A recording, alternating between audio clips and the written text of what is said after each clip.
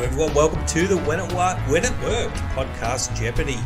You're with your host Julian Lee here. Also got Henry Harrigan in the soundproof booth, introducing our guest, Brian Grimes. And what we're going to talk about is the affordable housing crisis, challenges investing in C-class property. What are the solutions? We're going to find out after we play. Let's meet Brian. There he is. Hi Brian, welcome to the show.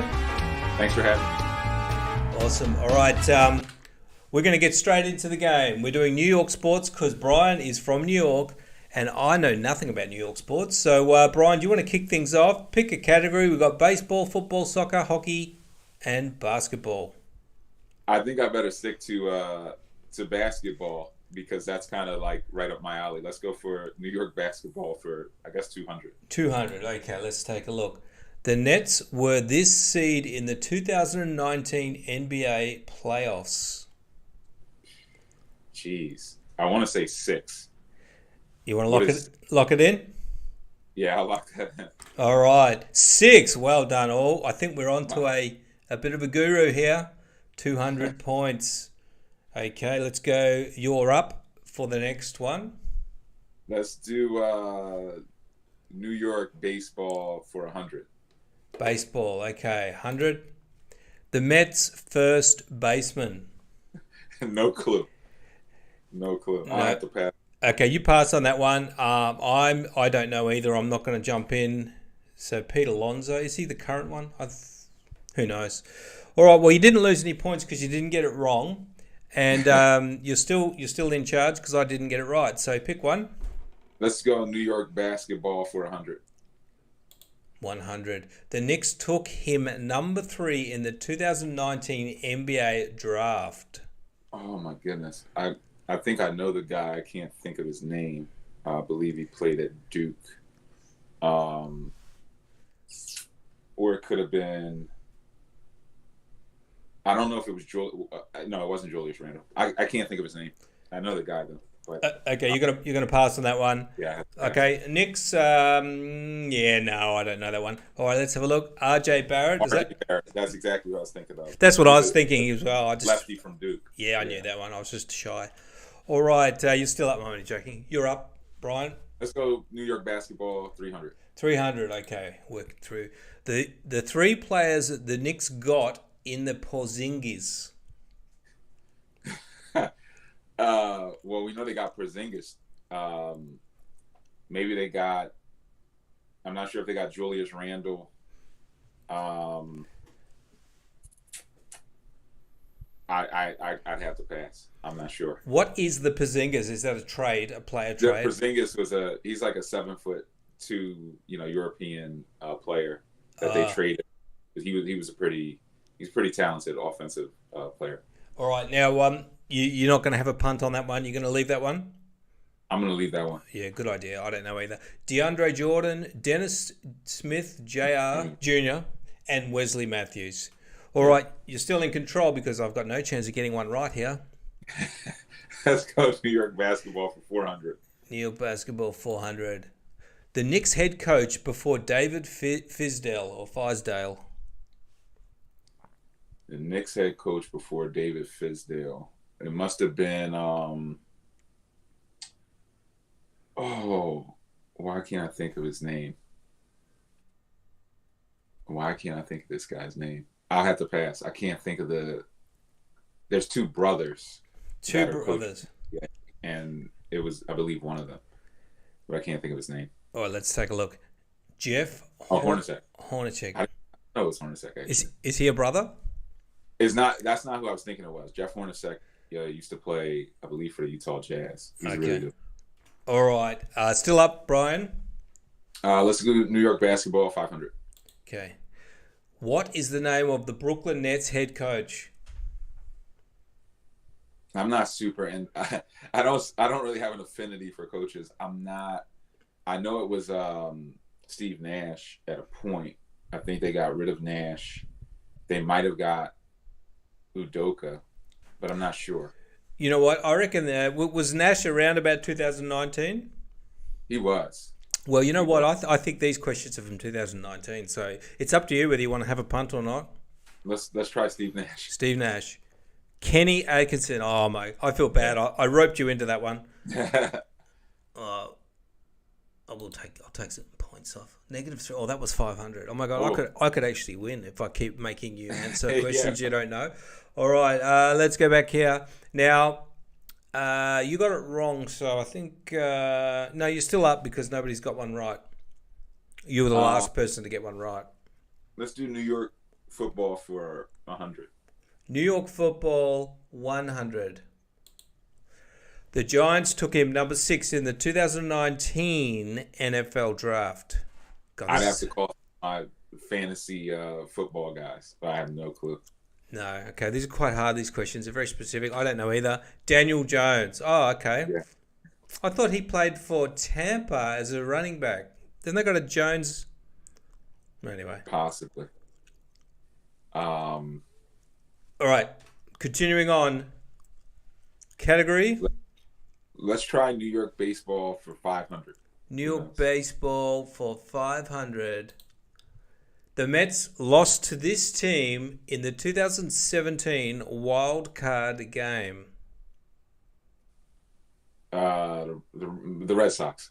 Red Sox. Okay, let's have a look. I really hope you get this one. San Francisco Giants. You know what? I'm just actually winning by not answering anything at all. All right. A good strategy. Yeah, good strategy. You're still up.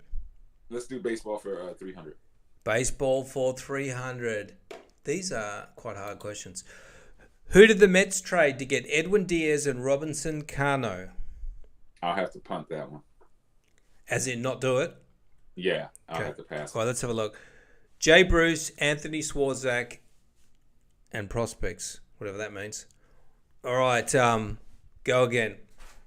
Let's do New York football for 300. New York football for 300.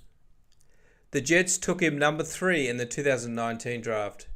Yeah, I'm not familiar with the whole draft. Okay. Football's not my thing. Quinnen Williams.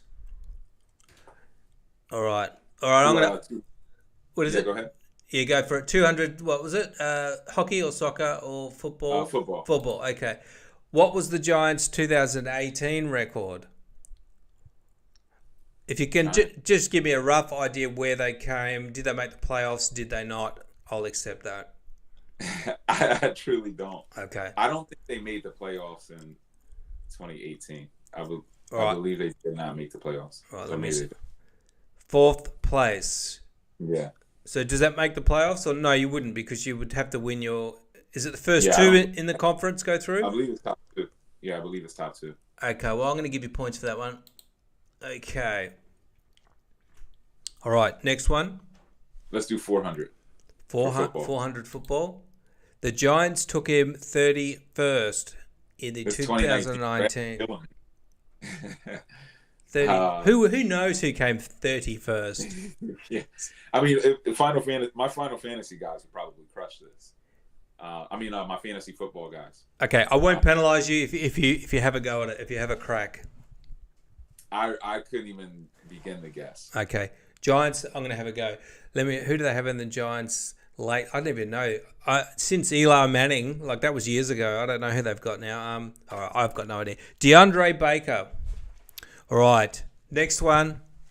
Let's do 500 for football. 500. Football. The Bills took him number 9 in the 2019 draft. I still have to pass on that. Ed Oliver. Let's do I'm kind of afraid to even touch soccer and hockey. Let's go back to baseball for 200. Baseball 200. How many World Series does the Yankees have? They got lots. For some reason I want to say 17, but I feel like it's higher than that. Tell you what, if you get it, if it's 17 or over, I'll give you the points. Okay. I believe it would be over, or 17 or over, but we'll see. 27. Yeah. Well and truly over. Smashed it. Sort of. All right, next one. Let's do 400. 400 baseball. The Mets manager before Mickey Callaway. It's funny because my my wife's father, his father, he was a huge Mets fan, but everybody else is a Yankees fan. So I have no clue. The Mets questions just crush me. I have no clue. I'd have to pass. Terry Collins. Never heard of him. All right, we're going to have to move into soccer and hockey, which are even harder probably. Let's start at the 500s. Let's just get the pain out of the way. All right, soccer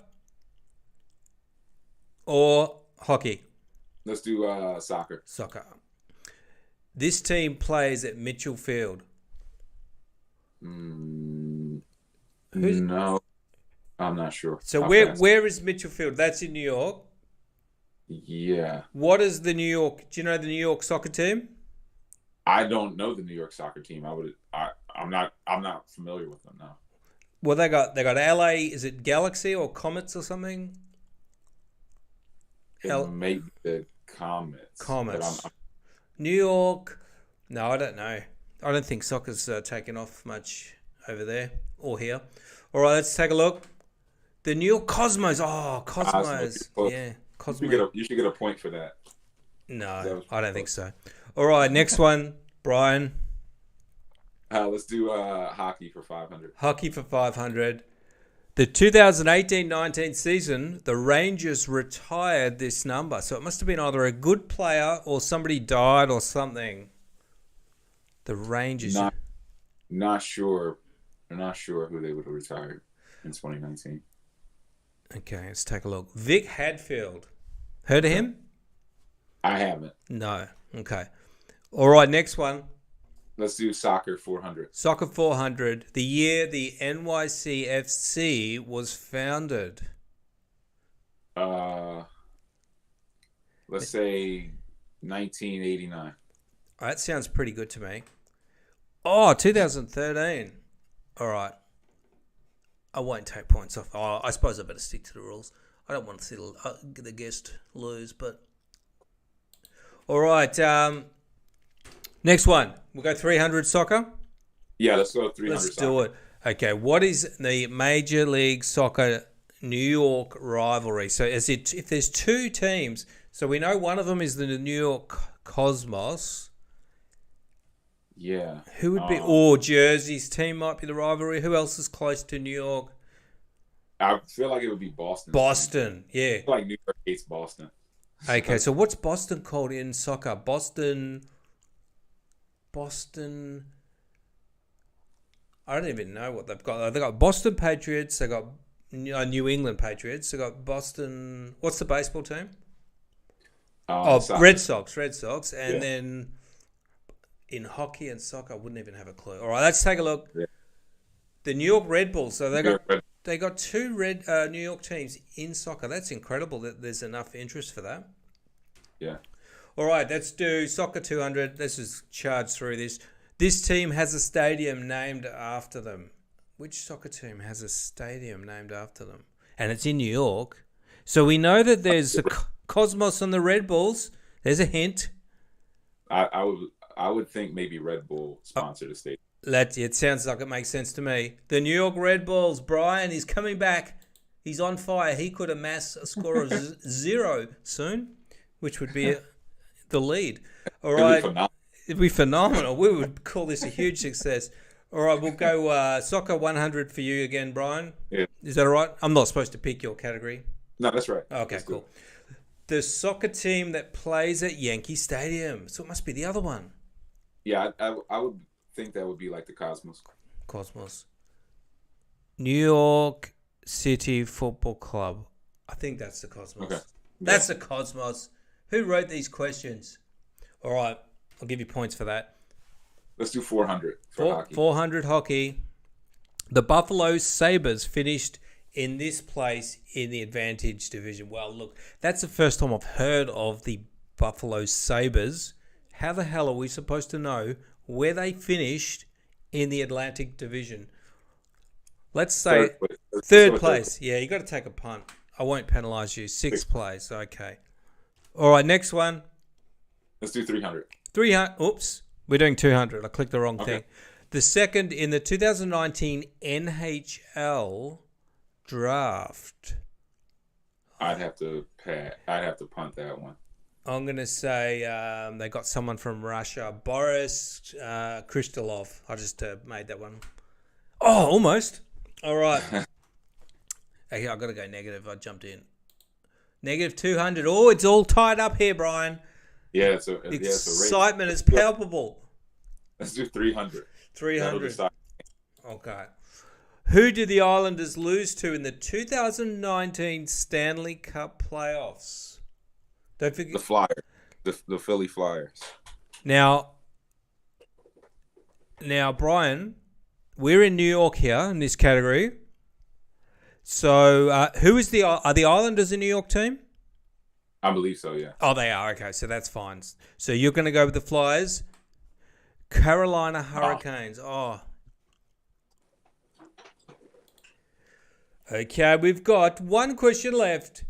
To the relief of everybody involved in this quiz, 100 New York hockey. The first pick in the 2019 NHL draft. Yeah, I'd have to punt that one. Go on. Just give us a hockey name. The only one I know is Wayne Gretzky, but he didn't play for them. Yeah, let's go with that one. Wayne Gretzky, lock it in. I'll give you triple points. No penalty. Jack Hughes. Okay. All right. Now, Brian, we're going to talk about all of your cool stuff. So you are a certified financial planner. Is that correct? That's correct, yeah. And I believe you went to a fancy university. Is that correct? I went to Columbia University. Ooh, so you're a bit of a smart cookie. Would that be fair to say? I hope so. Some days I like to think so, but you never know. One of the top universities in the world, and you are focused a lot on helping people do real estate investing. Tell us a bit about that, and what type of projects do you work on? What type of people do you work on, and what problems are you solving for them? Yeah, in terms of the type of real estate investing, it's really what I help people to do is become free-thinking developers. So the real estate market is constantly ebbing and flowing. At times the interest rates right now are going up, prices are going up. There's all these different obstacles that will appear. And to be a good investor in today's market, you need multiple strategies. You need to learn how to invest without cash and credit, how to do like creative financing, how to wholesale, how to buy and flip, how to buy and hold, and above and beyond all of those things, how to renovate properties, the cost of construction. So I focus on building multiple skill sets within, my mentees so that they can navigate these markets, but also understand the cost of construction so that they're not getting burned, by contractors, and just dealing with the different issues and obstacles that you face out here. So it sounds like you might have a question there. No, I was just going to say, so it's for people that want to know everything they need to know about getting into the market. And there are a few things that sometimes we don't think about. For example, your construction costs and all of that. And I know you talk about investing in, are they called C-class neighborhoods? Definitely. Yeah, that would be. What are that? What are they, and what sort of opportunities and challenges, come with that? Yeah, so a C-class neighborhood is really, if you rank your neighborhoods, A-class would be like the center city of anywhere, like the nicest part of wherever you live. The B-class is kind of right on the fringe of that. And then the C-class would be more of the neighborhood that is in more need of development. So there's more blight, there's more properties that need gut renovations. So more likely to be shot in a drive-by shooting in a C-class? Well, oddly enough, you can get shot anywhere. You True. Can go to Walmart, get shot these days. Yeah. So, and some will argue you're more likely to get hit with one of these mass shootings. So, you're going into these neighborhoods to redevelop them, and when you do that, that's where you can experience the highest return in terms of profitability, appreciation, cash flow, kind of all of these things that we're looking for. They're really in the C-class. So There are a lot of obstacles you'll face there, but every obstacle that presents itself is just going to build a new skill set for you to overcome it and then be able to capitalize within those markets. And sometimes these C-class neighborhoods kind of they become trendy and people start moving back into them and investing in them. Are there any around that you know about that's happened where they've kind of started to pick up quite a bit in value? Absolutely. I mean, there's really more than I can count. I would say most of the people, you have two types of money that invest in real estate: old money and then new money. People who want to break free from the 9 to 5 and get out of the rat race. Old money typically parks their money in the A class because they view it as safer, and the real estate being more expensive is actually a bonus because old money has more capital to play with. So if they're trying to deploy $20 million, they don't want to do it in a bunch of $50,000 shells. There'd be too many properties, right? They would rather do that across maybe 5 or 10 properties in an A-class neighborhood. When you're trying to build your capital, you want to invest in the areas that are gentrifying at the moment, where property values are increasing. Because if you can buy a property at the rock bottom, you have the potential for your value to double and triple on that asset. Versus in the A class, while it will appreciate, you're typically not going to buy $1 million property and then it's going to be worth $3 million 5 years from now. But that can happen. But that type of 3x return can happen in the C class and in the areas that are rapidly gentrifying right now. Is it difficult to get finance for C class properties? Not difficult, but it's you want to go to the right lenders. I mean, what I found is that there are multiple types of lenders. There's hard money lenders, there's community-based lenders, there are portfolio lenders, there's the bank, there's the credit unions, there's private money. So it's really just about finding the right fit. If you go into the wrong bank, you're going to get tossed out, of it, because that's just not what they specialize in. But if you get into the right situation, they're going to embrace you and bring you more and more capital so that you can scale. And the right lenders deal with that type of property and investors, so they know what to do. Absolutely. They're open to it. And what can people expect at the $1 House Challenge? That's a free training. If you go to that link, the $1housechallenge.com/step1, there's a free real estate training there that'll show you how to acquire properties for pennies on a dollar, all across the country in the U.S. So it's a good training. It'll get you familiar with how to invest without cash or credit as well. So a lot of us are wanting to get into real estate, but we don't have perfect credit, or we don't have enough capital saved, or we think we don't. So this will give you an alternate strategy to get your foot in the door. So definitely tap into that link. Hey, Brian, while I've got you here, one thing I was reading about was this Airbnb kind of, I was going to say racket, but I mean, it's a lucrative thing that people are doing, and people are trying to buy properties, do them up, and then put them on Airbnb. And some people were actually just leasing them, finding a renter, a landlord that is willing to let them release it. Do you know anything about that? Is it good? Is it bad? Is it still happening? Yeah, I mean, it's still happening. You can do what is called a lease purchase option, where you will master lease one of these properties from a existing landlord, and then release it out as an Airbnb and create a profit spread. So it's 100% profitable, and it's 100% possible to do this. That being said, there's a lot of pushback on Airbnb. There are a lot of different people who are lobbying against it. It's being banned in certain cities and in certain zoning codes within different cities. So it is something that I think from a scalability standpoint is not fully scalable right now. I would be very hesitant to try to scale, a 50 property portfolio of Airbnb because of what I've seen happen from a regulatory standpoint. That's right. They could anything could change. And what if the landlord decides, I don't want to do that anymore, and then you've got all these people renting in there doing Airbnb, and they have to stop, and then you're in trouble. You still got to pay everybody. Sounds a bit risky. It's happening here in Australia now, but I know it's been going on in the US for quite a while. Yeah, no, it's going on. I mean, it's happening everywhere. Like I said, there's always pros and cons to all of these different strategies. So you have to do your research. But I just don't like to try to scale any investment strategy that people are like actively lobbying against. Put serious dollars behind that stuff. You're up to your nose in loans and stuff with all these properties. The last thing you want is to deal with all that stuff. You talk about scalability. How do we scale the property investing? What are some of the things we need to know about that? Sounds difficult, but also potentially a lot of upside. Yeah, I think it's just systematic. Like the one is learning that everybody is not a middleman. So when you're trying to scale, the number one thing that you're thinking is, what middlemen can I cut out? You have to learn the difference between a middleman and which is somebody who gets paid to do essentially nothing, and then somebody who is truly leveraged, somebody who can add value and volume to your operation, like somebody who goes out and finds deals and takes a commission for bringing you deals, not necessarily a middleman, because they're doing a lot of work to bring you that value. If you can take it and make more money off the deal than they could, then that's good leverage.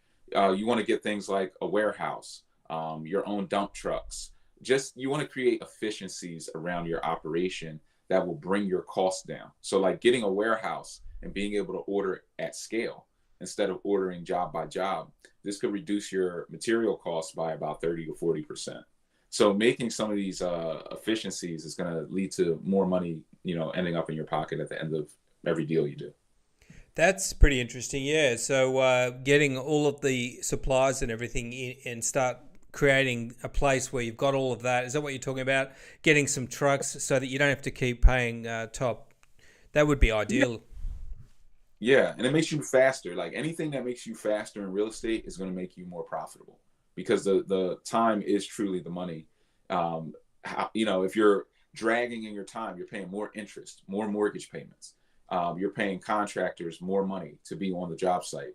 So speeding up that turnaround time by having a dump truck that can get to the site, get the materials, take it to the dump, versus having a dumpster that sits out front of the property and is moving much slower. This is going to save you a lot of money. Not to mention, at least in the US, if you buy a truck, a dump truck, you can write that off on taxes like 100% in year one, or somewhere between like 80 to 100% in year one. So even spending that money to get a dump truck financed can result in a massive, tax write-off. So just playing the game the right way, scaling up, getting more tax deductions and write-offs. This is how you're going to keep more money in your pocket at the end of the day.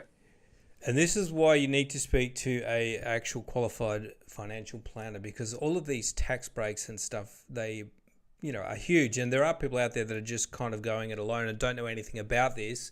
But I think a good place to start would be perhaps go through and do the $1 house challenge and speak with Brian.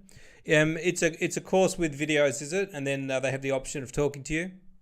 Absolutely, yeah. If anybody wants to get in touch with me, you can, always find me there. You can find me on, YouTube.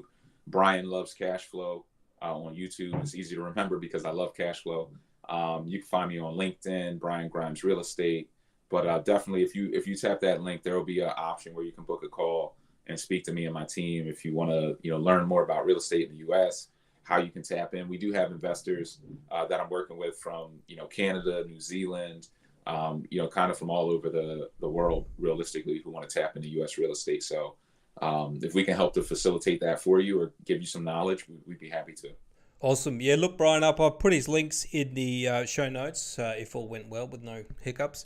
Thanks for coming on, Brian. That was very interesting. Thanks for having me. Appreciate it. Wonderful. All right, I'm going to wrap this one up. Thanks for watching and listening wherever you are, and I'll see you very soon on another episode.